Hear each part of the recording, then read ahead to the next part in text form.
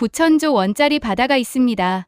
대한민국 제주도에서 남쪽으로 200km를 내려가면 남한 전체 면적의 82%에 달하는 거대한 마름모골의 해저, 대륙궁이 펼쳐집니다. 면적 8만 2천 제곱킬로미터, 서울 면적의 124배. 이곳의 이름은 제7광구입니다. 2005년 미국 우드로 윌슨 센터가 발표한 보고서에 따르면 이 바다 밑에는 원유 1000억 배럴, 천연가스 매장량은 사우디아라비아의 10배에 달하는 자원이 잠들어 있을 가능성이 있다고 추정됩니다.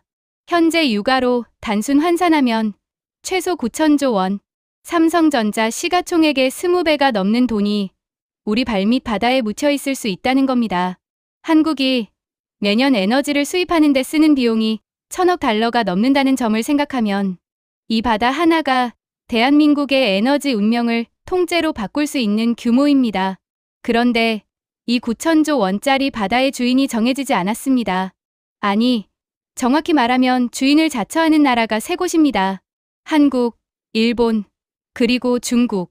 그리고 2025년 6월 22일 이 바다를 둘러싼 50년짜리 시한폭탄의 안전핀이 마침내 뽑혔습니다. 한국과 일본이 이 바다를 두고 맺었던 50년짜리 약속, 그 약속을 일방적으로 파기할 수 있는 권한이 활성화된 겁니다. 일본이 종료 버튼을 누르기만 하면 3년 뒤 한국은 이 바다에 대한 모든 공동 권리를 잃을 수 있습니다. 이 이야기를 이해하려면 57년 전으로 돌아가야 합니다. 1968년 냉전의 한복판 미국 해군 해양연구소 소속 에머리 박사 연구팀이 한국의 서해와 동중국해, 대륙궁을 탐사합니다. 당시만 해도 이 바다는 그저 어부들이 고기를 잡는 평범한 수역이었습니다. 그런데 1969년 UN 아시아극동경제위원회를 통해 한 줄짜리 결론이 세상에 나옵니다. 동중국해 대륙궁에 세계 최대 규모의 석유천 연가스가 매장되어 있을 가능성이 높다. 이 한 줄이 동아시아의 지정학 판도를 송두리째 뒤흔들어 놓았습니다. 평범한 어장이 하루아침에 지구상에서 가장 뜨거운 자원쟁탈의 전장으로 변해버린 겁니다. 이 보고서를 본 박정희 대통령은 즉각 움직였습니다. 1970년 해저광물자원개발법을 제정하고 제주도 남쪽 대륙궁을 제7광구로 설정하며 대한민국의 영유권을 전 세계에 선포합니다. 당시 국제법에서는 대륙궁 연장론이 통용되고 있었습니다. 육지에서 바다 밑으로 자연스럽게 이어지는 대륙궁은 그 육지를 가진 나라의 것이라는 논리입니다. 한반도에서 뻗어나간 대륙궁이 오키나와 해구까지 매끄럽게 이어지니 7광구는 한국 것이라는 주장이 법적으로 충분히 성립했습니다. 1969년 국제사법재판소의 북해 대륙궁 판결에서도 이 대륙궁 연장론이 채택되었기 때문입니다. 여기서 잠깐 이것을 부동산에 비유해 보겠습니다. 한국은 우리 집 마당이 저기까지 자연스럽게 이어져 있으니 우리 땅이라고 주장한 겁니다. 당시 국제법이라는 부동산 등기 기준이 이 주장을 뒷받침해주고 있었습니다. 그런데 일본이 즉각 반발합니다. 마당이 이어져 있든 말든 그 바다는 지리적으로 우리 집에 더 가깝다는 논리였습니다. 결국 1974년 양국은 타협을 택합니다. 한일 대륙궁 공동개발 협정. 50년 동안 이 바다를 공동으로 탐사하고 개발하자. 누구 것이냐는 잠시 접어두고 일단 같이 파서 같이 나누자는 약속이었습니다. 협정은 1978년 6월 22일 발효됩니다. 그리고 여기서부터 일본의 교묘한 시간 끌기가 시작됩니다. 일본은 겉으로는 공동개발에 동의해놓고 속으로는 단 한 번도 진심으로 개발에 임하지 않았습니다. 1980년대 초반 양국은 7개 시추궁을 뚫었고 3곳에서 소량이나마 석유와 가스가 실제로 발견됩니다. 여기서 주목하십시오. 실제로 석유가 나왔습니다. 그런데 1986년 일본은 경제성이 없다는 한마디를 남기고 일방적으로 공동탐사에서 철수합니다.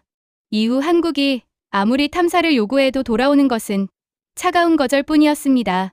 39년 동안 공동위원회조차 열리지 않았습니다. 왜 그랬을까요? 1982년 UN 해양법 협약이 새로 채택되면서 국제법의 기준 자체가 바뀌었기 때문입니다. 대륙궁 연장론 대신 거리 기준, 즉 중간선 원칙이 새로운 표준으로 떠오른 겁니다. 양국 해안에서 정확히 같은 거리에 선을 긋는 방식. 이 기준을 적용하면 7광구의 무려 90%가 일본의 배타적 경제수역에 포함됩니다. 일본 입장에서는 굳이 한국과 반반 나눠 가질 이유가 사라진 겁니다. 50년만 버티면 90%를 혼자 가져갈 수 있으니까요. 이것을 포커 게임에 비유해 보겠습니다. 게임 규칙이 중간에 바뀐 겁니다. 원래 규칙에서는 한국이 풀하우스를 들고 있었는데 새 규칙에서는 일본이 로열 스트레이트 플러시를 쥐게 됐습니다. 그래서 일본은 게임을 끝내지도 않고 그냥 앉아서 시간을 끕니다. 환경 조사를 해야 한다. 경제성이 부족하다. 단층이 위험하다. 매년 국제회의에 성실하게 나와 서류를 넘기며 바다 밑에는 나사 하나 박지 않고 반세기를 흘려보낸 겁니다. 회에 참석 312회, 조사 보고서 127건, 해저에 박은 강철 0톤. 여기까지 들으셨다면 이런 생각이 드실 겁니다. 그래서 50년이 끝나면 일본이 가져가는 거 아니야? 이제부터가 진짜입니다. 한쪽은 50년간 회의만 300번 넘게 참석하고 보고서 127건을 찍어냈는데 해저에 실제로 박은 건 아무것도 없습니다. 그런데 그 바다 바로 옆에서는 이미 기름을 뽑고 있는 나라가 있습니다. 중국입니다. 이것이 7광구 이야기에서 가장 소름 돋는 반전입니다. 한국과 일본이 50년 동안 서류 싸움을 하는 사이 중국은 7광구 서쪽 바로 옆 동중국해에서 해상가스전을 무려 16기나 세워버렸습니다. 핑우 가스전은 1999년부터 생산을 시작했고 2005년에는 하루 6천만 입방피트의 천연가스를 뽑아냈습니다. 2005년 텐화이텐 가스전, 2006년 춘샤오 가스전에서도 본격 생산이 시작됩니다. 국제에너지기구 CEDIGA가 집계한 이 4개 가스전의 확인 매장량만 1조 7천억 입방피트, 한국의 1년치 천연가스 수입량과 맞먹는 규모입니다. 중국은 이 가스전들에서 상하이까지 해저 파이프라인을 깔아놓고 20년 넘게 자원을 자국 본토로 빨아들이고 있습니다. 여기서 핵심적인 공포가 등장합니다. 석유 지질학에서 말하는 빨대 효과입니다. 지하의 석유와 가스는 콘크리트 벽으로 칸이 나뉘어 있지 않습니다. 하나의 거대한 웅덩이처럼 지하 안반층을 따라 연결되어 있습니다. 중국이 7광구 바로 옆에서 빨대를 꽂으면 7광구 아래 잠든 자원까지 옆으로 빨려 나갈 수 있다는 뜻입니다. 이것을 부동산에 다시 비유하겠습니다.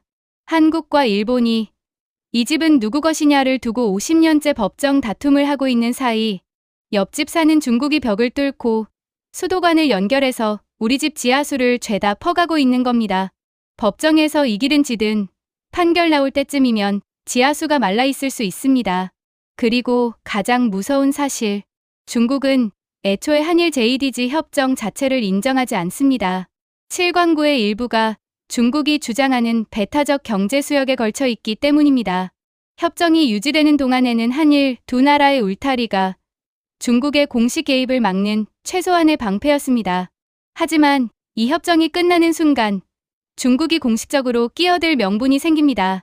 전문가들은 이것을 동아시아의 새로운 화약고라고 부릅니다. 포커 테이블을 정리하겠습니다. 3명이 앉아 있습니다. 일본은 새 규칙이 유리하다는 걸 알고 50년간 패를 안 보여주며 블러핑해왔습니다. 중국은 블러핑 따위는 하지 않습니다. 테이블 밑으로 손을 뻗어 이미 칩을 쓸어 담고 있습니다. 한국은 배팅 기회조차 얻지 못했습니다. 협정이 독자 탐사를 금지하고 있기 때문입니다. 그리고 2025년 6월 22일 종료 버튼이 활성화되었습니다. 이날부터 어느 한쪽이든 협정 종료를 서면 통보할 수 있게 된 겁니다. 통보하면 3년 뒤 2028년 6월 22일 협정은 자동 파기됩니다. 전 세계의 이목이 도쿄로 향했습니다. 일본이 드디어 종료를 선언할 것인가? 그런데 일본의 반응은 의외였습니다. 요미우리 신문 보도에 따르면 일본 정부는 당분간 종료 통보를 보류하고 신중하게 검토하겠다고 밝혔습니다. 50년을 기다렸으면서 왜 주저하느냐? 3가지 이유가 있습니다. 첫째, 한미일 안보 협력. 이 시점에 한국과 관계를 깨면 워싱턴이 좋아하지 않습니다. 둘째, 한일 국교 정상화 60주년의 상징성. 셋째, 핵심은 역시 중국입니다. 협정이 끝나면 중국이 공식 개입할 명분을 얻습니다. 일본은 90%를 갖고 싶지만 중국이 끼어들면 그 90%마저 위협받습니다. 하지만 이것은 보류일 뿐 포기가 아닙니다. 가미카와 요코 당시 외무상은 의회에서 말했습니다. 재교섭을 포함해 종합적으로 판단하겠다. 중간선을 바탕으로 경계를 확정하는 게 공평한 해결이다. 이재명 정부의 외교 정책을 지켜보며 언제든 뒤집을 수 있다는 뜻입니다. 한국에게 남은 카드는 무엇일까요? 첫째, 법리 싸움. 한국은 2012년 UN 대륙붕안계위원회에 대륙붕이 오키나와 해구까지 이어진다는 정식 문서를 제출했습니다. 2009년 예비 제출보다 최대 125km 일본 쪽으로 확대한 공세적 주장입니다.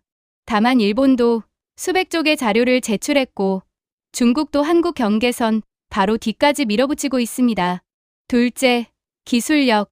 1998년 울산 앞바다에서 가스전 탐사에 성공해 17년간 상업 생산을 해냈습니다.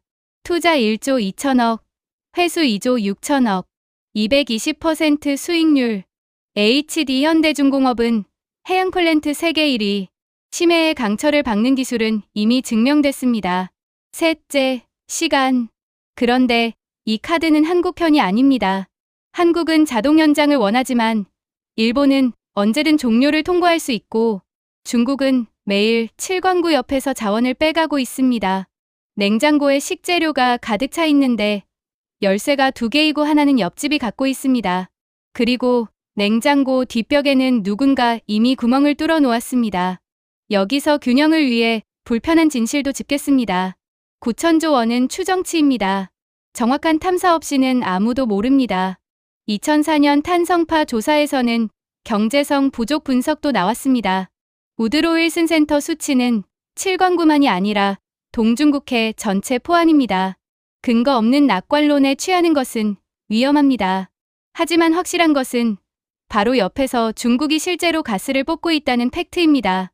아무것도 없는 바다에 16개 시추 설비를 세울 만큼 중국이 바보는 아닙니다. 기술은 있습니다. 자원은 있을 가능성이 높습니다. 부족한 것은 하나, 파고들 의지와 외교적 실행력. 2024년 39년 만에 공동위원회가 재개됐지만 구체적 성과는 없었습니다. 그 사이에도 중국의 가스전은 돌아가고 있었습니다. 영토는 종이 위에서 주장하는 자의 것이 아닙니다. 먼저 박는 자의 것입니다. 일본은 50년간 종이를 넘겼고 중국은 50년간 강철을 박았습니다. 한국은 앞으로 3년 이 바다에 무엇을 박을 것입니까? 역사는 언제나 같은 질문을 던집니다. 권리를 가진 자가 이기느냐, 먼저 실행한 자가 이기느냐.